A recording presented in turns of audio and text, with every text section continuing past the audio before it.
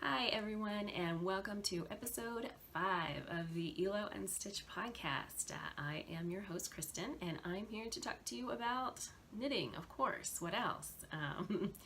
I will also be talking about pattern design, recent or upcoming events in the fiber arts community, other things going on in our fiber arts community, and there is always a good chance that at some point during the podcast I'm going to mention Diego Luna, just so you're prepared for that. So thank you so much for joining me today, especially if you are new to the podcast and you're checking out your first episode. And I also want to extend a special welcome and thank you to my Patreon patrons whose support helps me to keep my business running and to create this podcast. So if you don't know me already, my name is Kristen Janik. I am a knitting pattern designer and mom to 2 little boys and wife to a very tall man from Peru. We live in the Maryland suburbs of Washington, D.C. I love baseball, specifically the Orioles, specific hatred for the Yankees, wine, yoga, and of course knitting. So let's start talking about it. So it is Wednesday morning here where I am recording, and I have my vat of coffee. I'm recording in the morning while my kids are at school. It is finally sunny. I feel like it's been raining forever. We have been getting wetter, cooler springs that just like kind of turn it into summer overnight. So for the last couple of days it's been in the 50s and rainy and dark, and then this weekend it's supposed to be in the 80s. And at this point I'm pretty much done with the cool weather. I'm ready for some warm weather. That will last for about the month of June, and then I'll be done with that. But for now, we are finally having some nice weather. My kids are at school, and there are only 5 weeks left in the school year. I guess it's Wednesday, so now it's only 4.5 weeks. We made the decision recently that Ollie is not going to be starting kindergarten in the fall. He will be 5 on August 1st, so he is the correct age to be starting kindergarten, but based on feedback from his teachers and his IEP team, it doesn't seem like the right choice for him to start. We had another option, which was to start him in a kindergarten program that is specifically for kids with developmental delays. But when I went to visit that class, I was really not impressed. For starters, they were like, I'll preface this by saying I have no problem with bribing my children. But they were like giving kids goldfish just for doing their basic work. Good, you read 1 page, here's a goldfish. You read another page, here's that. I felt like they were giving them dog treats. Like, you know, like I said, I'm not above bribing my children for outstanding behavior or to get them to do something specific, but to be giving them a reward for every little thing, that bothered me. And the class, she said, was about a year behind academically, and she said as the program continues, the children tend to end up 2 or more years behind academically. And Ollie's problems are behavioral. He's just not mature enough for kindergarten. You know, he hasn't learned to follow directions, and you know, sitting and listening is not his strong suit. He still has a lot of tantrums, things like that. But academically, he is already reading, which was tricky for us to figure out because he can't talk. But we realized that he started recognizing words, like he will point them out and tell us what they are in his Ollie speak. So we know that academically he's ahead of the game if he's already reading, and it just didn't make sense to me to put him in a program that was going to start out behind and then get more behind. So I think it makes sense for him to do another year of pre-K. And I've spoken to his teachers about the fact that he's, ahead of the game academically, and they're going to work to include him in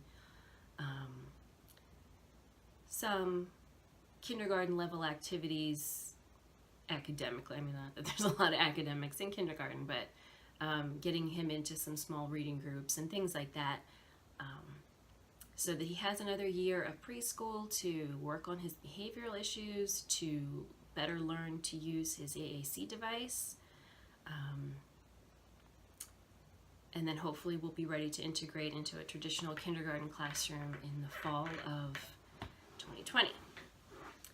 So for me, that means another year of Ollie only being in school in the morning, and me only having about an hour and a half in the morning to do work.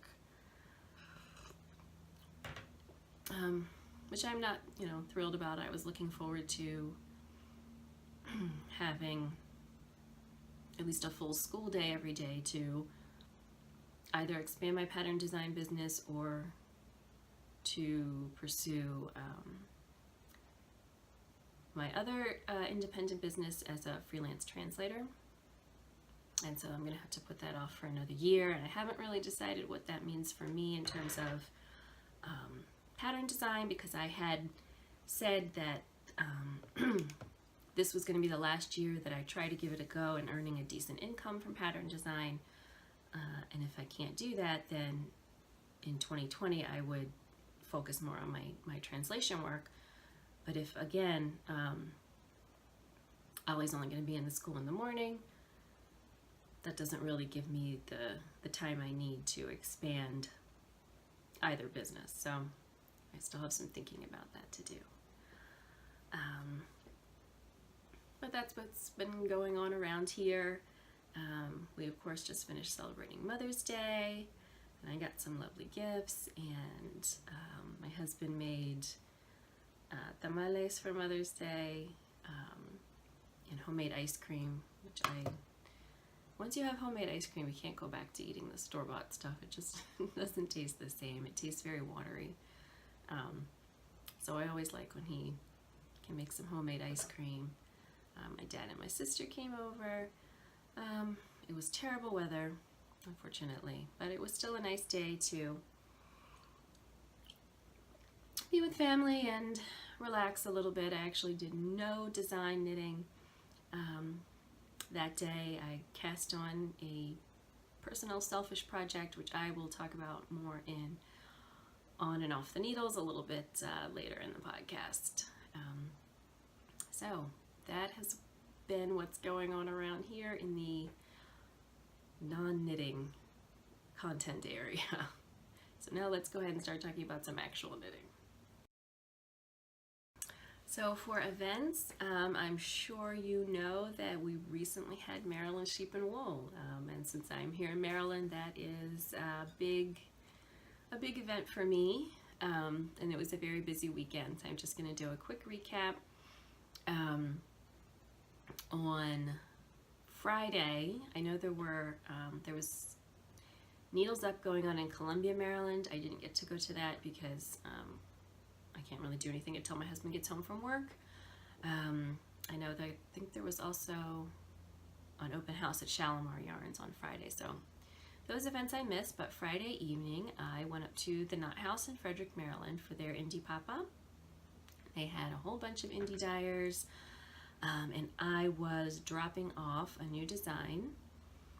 Sorry, there's something kind of floating in my coffee. I was dropping off a new design to Candace at the Farmer's Daughter Fibers.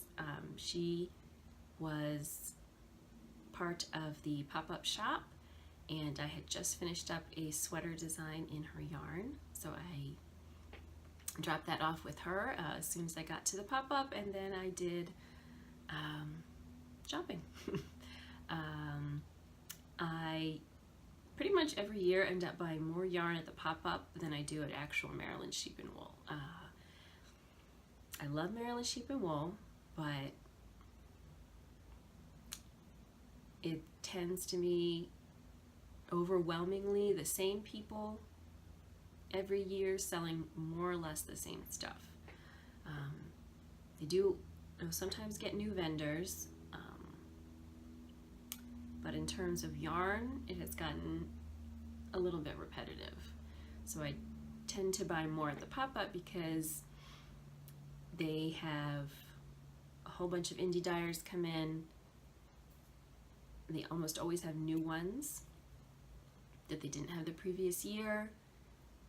The dyers tend to bring new bases or new colorways or show exclusive colorways. So I just end up usually buying more yarn at the pop-up than at Maryland Sheep and Wool. So I did do a little bit of shopping at the pop-up. I got some yarn from Olan and from Chelsea Luke's yarns and something else. Oh, the Heather at the Knot House has started dyeing yarn as well, so I got some of her yarn, and I did do an IG live a couple of weeks ago showing off the things that I purchased. And you can also hop over to Instagram and scroll through my feed a little bit. There's a photo of all of the yarn that I purchased the whole weekend. I arrived at the Knot House around 6:30, and I was very sad that most of Shelly Can's new special Maryland themed pins had already been purchased, but I did get, ta-da, my Old Bay shirt. So I didn't get the pin, but I did get the shirt. I love it. If you are not familiar with Maryland, we have a seasoning that is primarily used for crabs, although Marylanders tend to put it on a lot of other things, called Old Bay. Nobody knows exactly what's in it. It's slightly spicy and it's delicious. So you can see it says Old Bay seasoning, but Bay spelled cutely, and it has some crafting stuff on it. So I was very happy to get my Old Bay shirt. And then while I was up in Frederick, I went out to dinner with my sister. Then on Saturday, I went to Sheep and Wool Festival on my own. I didn't get there until the afternoon because I was scrambling to publish 3 knitting patterns before I went.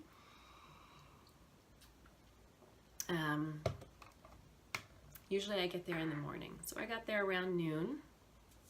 Saturday, it was cool but not raining. The sun even came out a little bit at some point. So I was there for most of the afternoon. I did buy a little bit more yarn. There was a new vendor called Bumblebee Acres or something like that. I'll put it in the show notes. That had all kinds of pop culture themed yarns. So I got a skein of some Harry Potter inspired yarn there, and I got yarn at Jill Draper Make Stuff. I got a sweater's worth to make a selfish sweater, which I will talk about more in On and Off the Needles. And then I bought some other non-yarn things. I got some fiber to spin, I got a new Nitty Knotty, and I got a pair of earrings at Jenny the Potter, because of course all of the mugs and things were gone, but I got little clay earrings with stockinette stitches on them. They're real cute. So the big thing on Saturday was that I had 2 pieces on display in the Avalon Springs Farm booth, a new shawl and a new sweater. And actually I ran into my cousin, or my cousin's wife, in their booth very randomly. I think I see her like once every 2 years or so. So it was just very random to run into her there. And I did know that she knits and crochets, but she's not crazy into it like we are. So it was still a little bit surprising. And after that, I headed home to make sure that my house was clean enough for some friends because I hosted the Saturday night sip and knit. So it was a small event. Unfortunately, I had a couple people that were going to attend and then were just too wiped out after the festival to come by, which was a bummer. I did see a few yarny friends, and we shared some snacks and wine, and everyone was knitting or crocheting, and so that was just a very nice, chill, relaxing way to close out the evening. No shopping, no pressure to shop, just sitting and knitting. So that was delightful. I did not have the chance to go up to Magpie Fibers studio open house on Saturday, which was a bummer.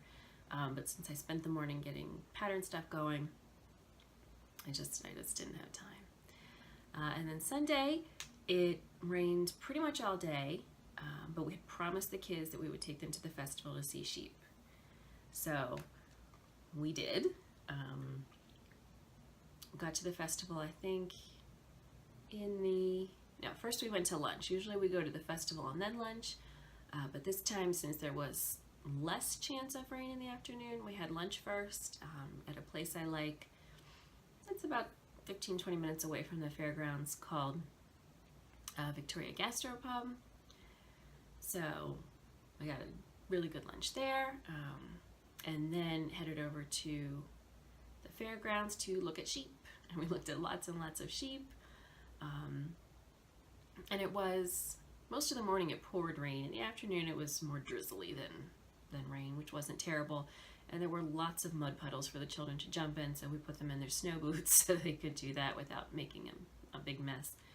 I think they might have enjoyed that more than the sheep. They liked the sheep until the sheep started making noise. And then they got a little bit freaked out.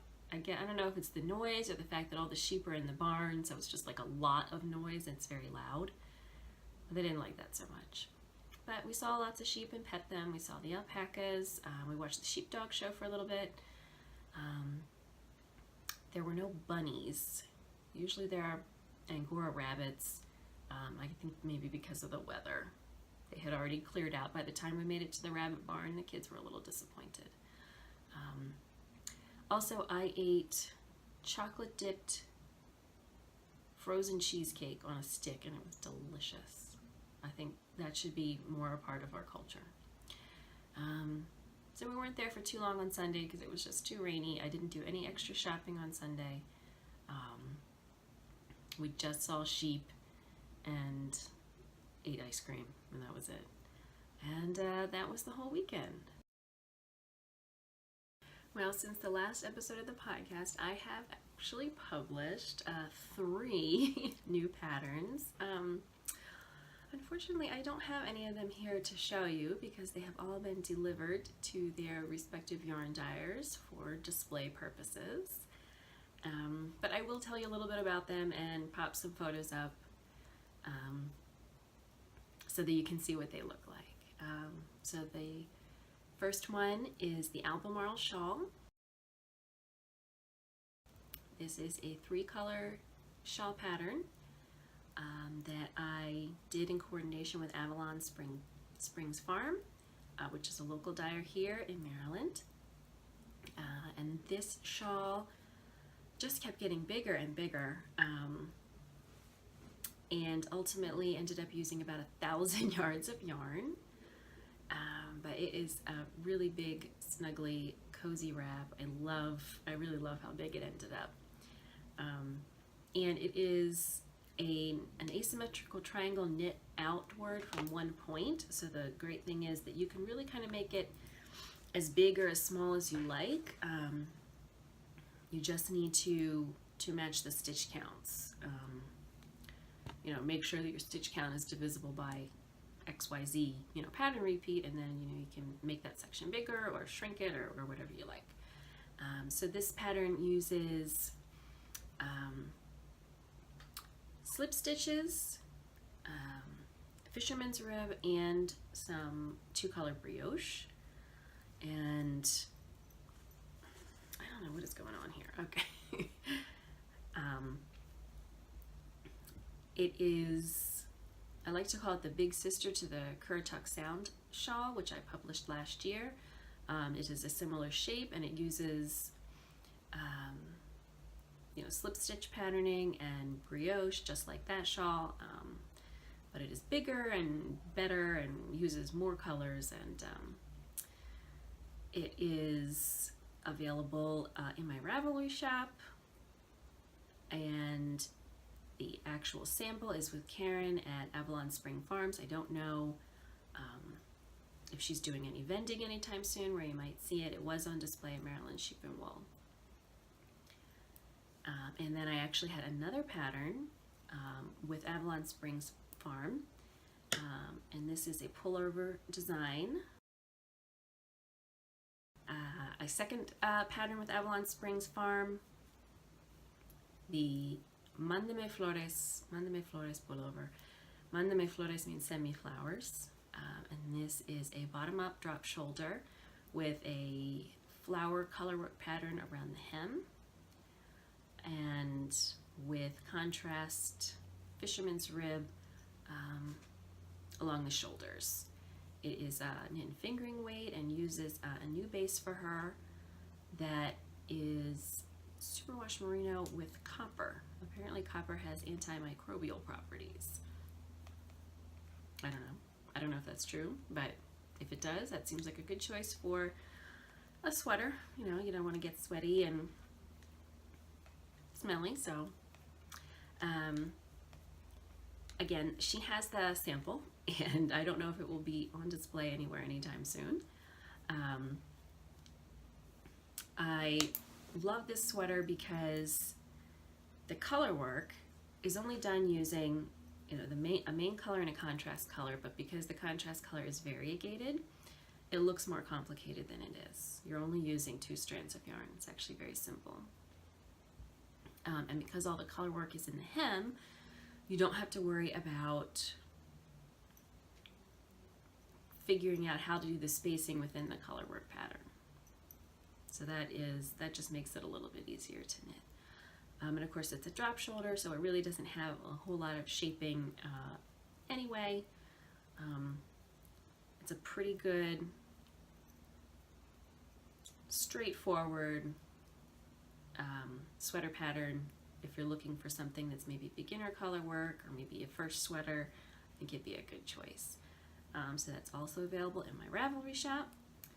And the last new pattern of the 3 is the Soundside pullover. And this is the one I'm most excited about. This is worked in the Farmer's Daughter fibers, Foxy Lady, which is a single ply merino silk, and Mighty Mo, which is a lace weight mohair silk.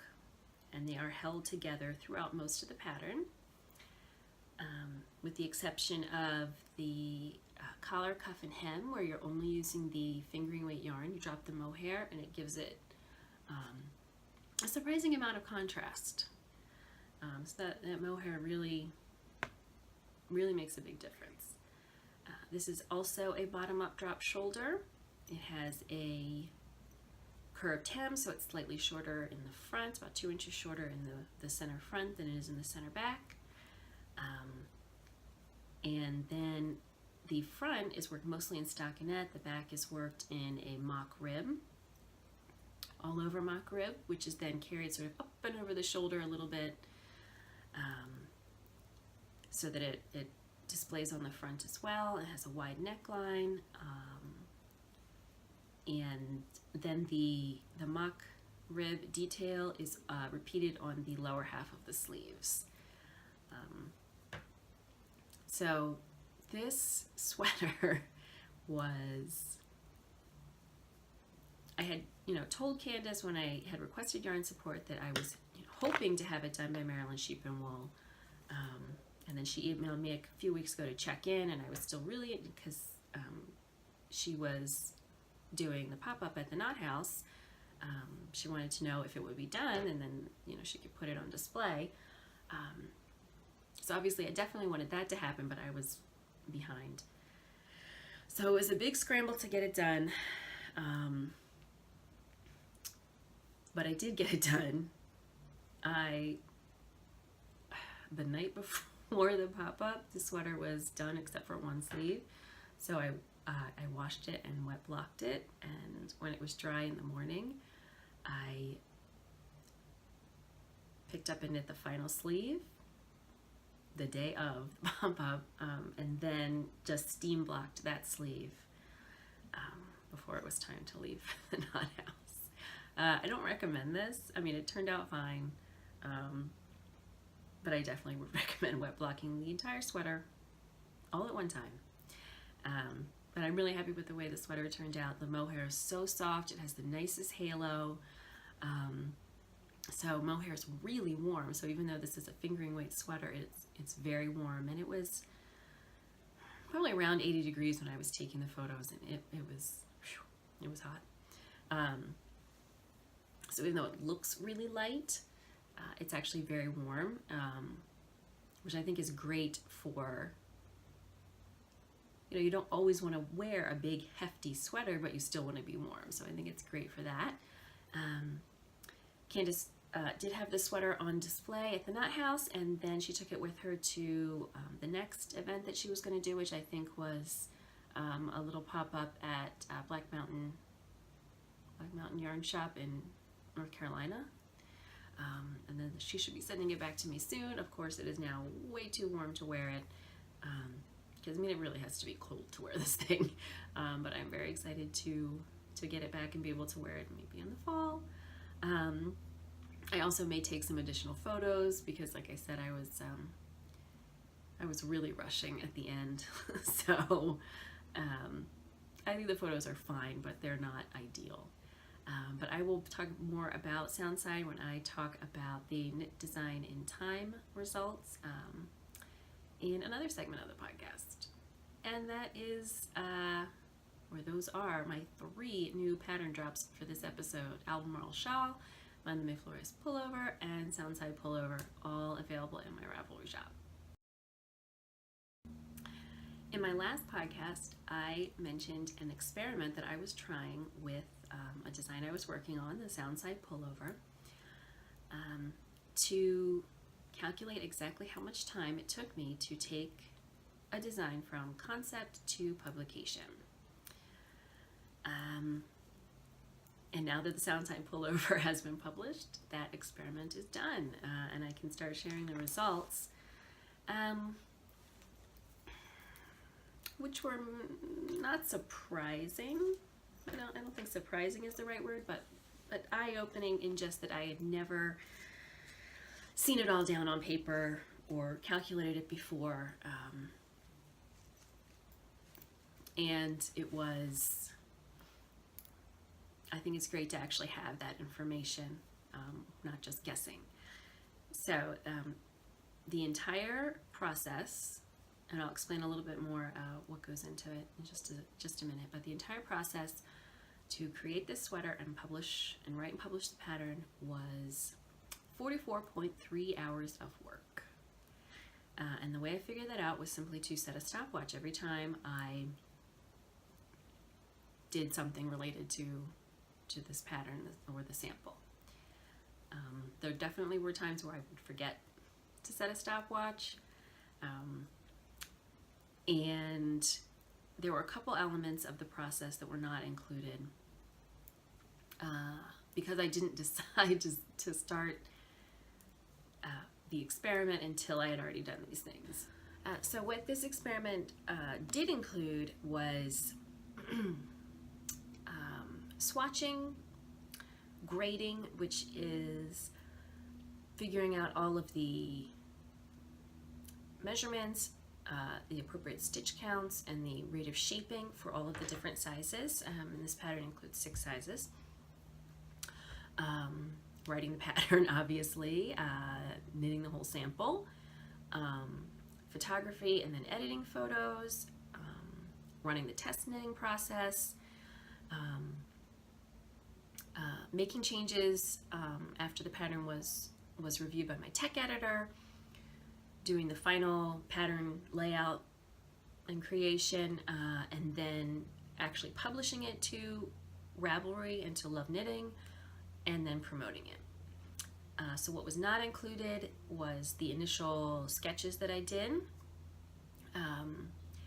and the process of scouting yarn for the project, and then making arrangements for yarn support.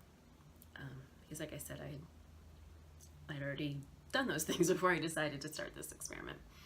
So 44.3 hours from start to finish, more or less.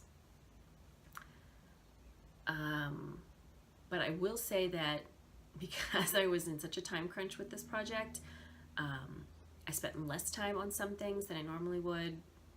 Mostly the photography and the photo editing were a bit more rushed than usual. Also, I was not knitting by the end. I was not knitting at a relaxed, enjoyable pace. I was knitting like crazy, hand cramps, putting, what's it called? Bengay on my hands and wrists at night. So normally I think this would have taken a little bit longer, probably closer to 50 hours if I were knitting like a normal person. And also, Soundside is a drop shoulder, which is pretty much the easiest kind of sweater to design because there's no armhole shaping, sleeve cap shaping, things like that. It was a boxy style, so there's no waist shaping. So it just makes things easier to grade and the pattern a little bit easier to write. So a more involved sweater, like maybe something with set-in sleeves, is going to have a lot more work in the grading and pattern writing part. So of those 44 and a half hours, give and take, 32 were knitting. We're knitting the sample. And again, that's speed knitting. That's not comfortable, enjoyable knitting. And then the rest, which is about 9.5 hours, was all the stuff on the actual pattern. So I think this is valuable information in planning out my work, because as I've mentioned before, Ollie is only in school in the morning. By the time I drop both kids off at school and I get back home, it's about 9:30, and then I need to leave about 10 after 11 to go get Ollie.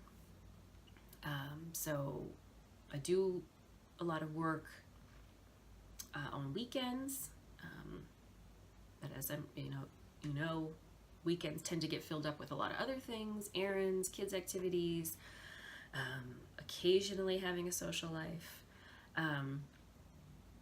So I don't get, I always think I'm going to get so much done on the weekends, and I never do. And then I do knit in the evenings a lot, but I average out around 18 hours of work a week. So that's 72 hours a month. And so if I know that a sweater is going to take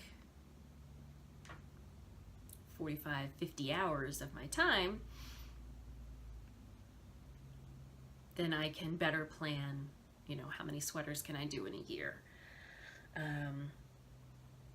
Because not only am I usually working on multiple patterns, but there are other things I'm doing, like recording the podcast or running knit-alongs, doing tutorials, planning out my e-courses and running my e-courses, social media stuff. So not all of those work hours can actually be devoted to pattern design itself or to knitting samples. So I think that's helpful information, hopefully, that I will use instead of just assuming I can just magically fit things in. It also is going to give me targets for pattern sales. I don't know how useful it is to have a target, but at the very least I can know how many I need to sell to cover my expenses first, and then, compare my actual earnings to my hours. So for this particular project, my expenses, I didn't pay for yarn in this case. Yarn support was provided by the Farmer's Daughter Fibers, so thank you, Candace. I did not hire a model. Most of the time I either model myself or my sister models for me, because I can't afford to hire a model. And again, because I am working, I'm not working 9 to 5, I'm working a few hours here, a few hours in the evening, sometimes on the weekends. It's much more convenient for me to just, take my tripod, my camera, and the remote and photograph myself when I have time. So those two things were not expenses. I did my own photography. So my biggest expense for this project was the tech editing, which was $70, and my sweater patterns are $7 a piece. So that means I need to sell 10 copies just to cover that expense. And then there are also overhead expenses, which are general expenses for keeping my business running. So software licensing fees, membership fees, the monthly fee for my website, Libsyn, which hosts the podcast, things like that. It's a little trickier to figure out exactly how much a pattern should cover of those expenses, but in this case, since I know that it took about 45 hours to do the project, and I work about 72 hours a month, that means it used up about 62 of my work hours of the month, 62% of my work hours for the month. So if I get an average of my overhead cost in a month, it should cover 62% of that, which in this case is about $35. So that's another 5 patterns. So I've got 15 patterns to start just to cover the expenses. And then presumably I should earn some money from this, you would think. So I looked at 2 different things, and the first is the minimum wage, which in Maryland right now is $10.10 an hour. So in order to earn that for my 44.5 hours, I would have to sell 64 patterns on top of those 15. Now, of course, this is skilled work, I think. So presumably I should earn more than minimum wage. It's hard to say exactly what, but I did a little bit of research on what is considered a fair wage or a livable wage for where I live, which is Montgomery County, Maryland, which is a suburb of Washington, D.C., so things are expensive. And they actually have a pretty complete, I'll link to it in the show notes, a complete list of the fair wage if you're a single adult, if you're an adult supporting a family, if you're a 2-parent household, how many kids you have. But to keep things simple, I just picked their fair wage for a single adult, which is $17.54 an hour.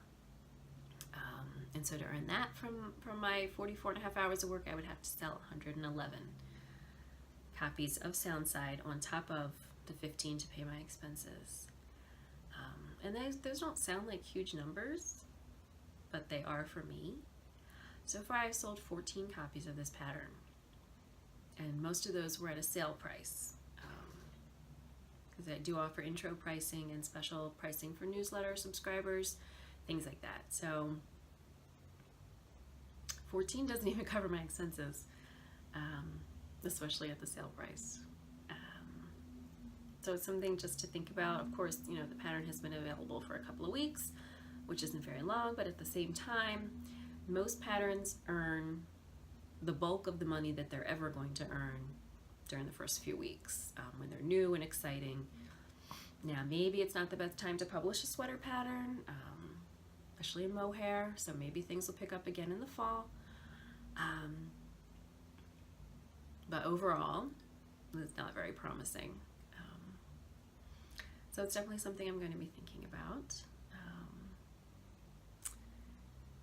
but still, it was an interesting experiment to do, and it is great to have the information, and I will try to use it to go forward from here. So on and off the needles. If you're familiar with this podcast, you will know that I very rarely have anything off the needles because so much of my time is spent knitting for designing. And I do have three new designs off the needles. Of course, I don't have any of them to show you. Bummer. But I have started a new project, which is ridiculous because there are so many other things I should be working on. But on Mother's Day, I decided I was going to cast on a selfish project. And when I was at Maryland Sheep and Wool, I bought the yarn for this project, which I have been eyeing up for probably at least a year. Whenever I see Magpie Fibers, either at an event or at one of her open studios, she has a sweater on display called Cleo. So this is Cleo, and this is a combination saddle shoulder, drop shoulder pullover from Elizabeth Doherty of Blue Bee Studios. And when I was at Maryland Sheep and Wool, I bought the yarn for it. The yarn that I'm using is Jill Draper Makes Stuff Rockwell, which is a Cormo Merino cross, I want to say. It is a little bit, I don't think marled is the right word, but let's go with marled since that's coming to mind. And the colorway that I am using is called Ichabod Pumpkin. Alright, so here's a peek at my first swatch. Okay, so this is a sort of slip stitch rib pattern. You can see this is sort of an reddish orange. There is a little bit of modeling in it, so some parts are lighter than others. Let me grab my yarn, which just fell on the floor so you can see it. There we go. So, if you, I don't know if that's gonna focus. Don't look at my face, look at the yarn. So when you get close up, you can kind of see that it looks like a darker strand of the yarn and a lighter strand of the yarn have been plied together. It's really obvious more here. And then overall, there are variations in the color between sort of a pale orange and a rusty red orange. So this is going to be great for the fall, assuming I get this done by the fall. But again, I started this on Mother's Day, and this is as far as I've gotten, which is about halfway through one of two swatches. I did read through the pattern, and it's very thorough, and there's a lot of attention to detail with the shaping. So I'm really excited to work through the project in general. I'm not a process knitter. I'm a product knitter. You know, I knit because I want the thing at the end, not because I want to enjoy the experience of knitting, but I really feel like I'm going to learn a lot from this project, and that, you know, will hopefully help my own design work. So we'll see. I at least started something new, one new project on the needles. Nothing off the needles as usual, except for 3 new designs. So I wanted to introduce a new segment on the podcast this month, and this is about fangirling, about, you know, being excited for something that somebody else is doing, whether that's a new design or yarn or anything related to the fiber arts business. I think it's important to share, you know, within our community, people who are doing exciting things, so you can help others find those things. So what I'm going to be fangirling about today is the Wool Needles Hands podcast and Fiber for the People yarn. So the Wool Needles Hands podcast is available on YouTube, and it is hosted by Taylor Earl, who is also the dyer behind Fiber for the People. I'm going to talk about the podcast first. The production quality on this podcast is amazing. I am just astounded every time I watch it. It's so good. And she has these like really, really long episodes, which I really like, because if I'm going to sit down and watch a podcast, I really want to, be sitting there for a while and really getting to know the person who's hosting it, which I think is hard to do with podcasts that are shorter. So, like I said, the production quality is amazing. I don't know if she's got some kind of background in like video editing, or I don't know what the deal is, but it's amazing. She also has like just a really good voice for podcasting, I think. So of course the audio is very clear. She's always sharing like her amazing projects. She's got lots of stuff going on in her Ravelry group. I really love watching all of the episodes that I have watched, and I really look forward to when she's got a new one. But then the other thing she does is she is the diary behind Fiber for the People yarn, which is gorgeous. I don't have any. I need to get some.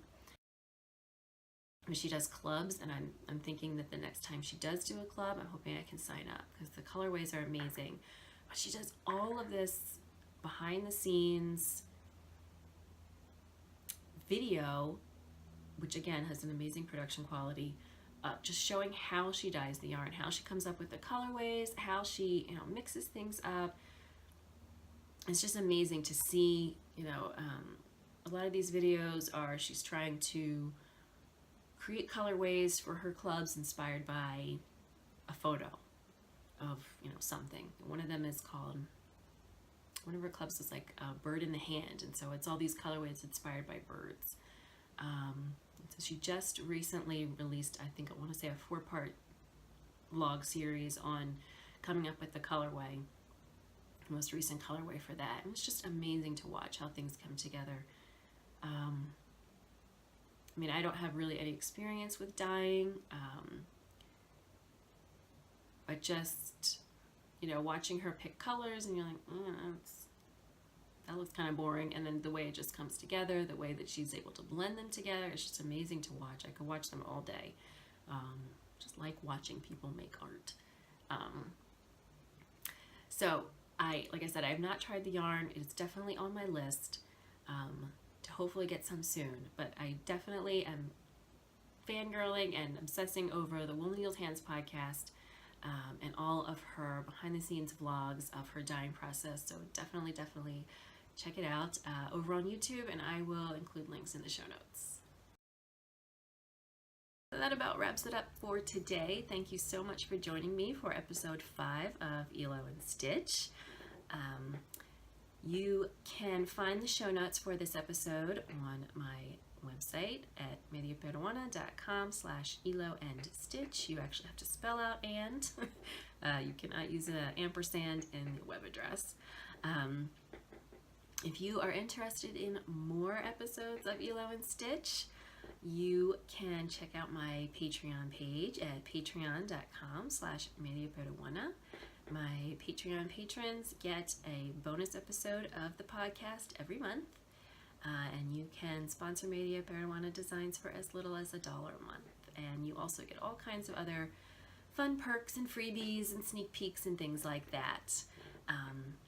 You can find me on Instagram, Facebook, and Ravelry as Media Peruana. And you are perhaps watching this on YouTube. If you are, thank you so much. Please leave a comment, subscribe. Those all help me expand my reach and help other people find the podcast.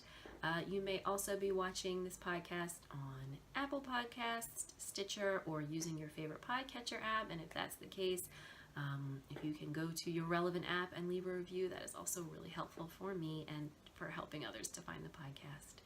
I will see you guys next time.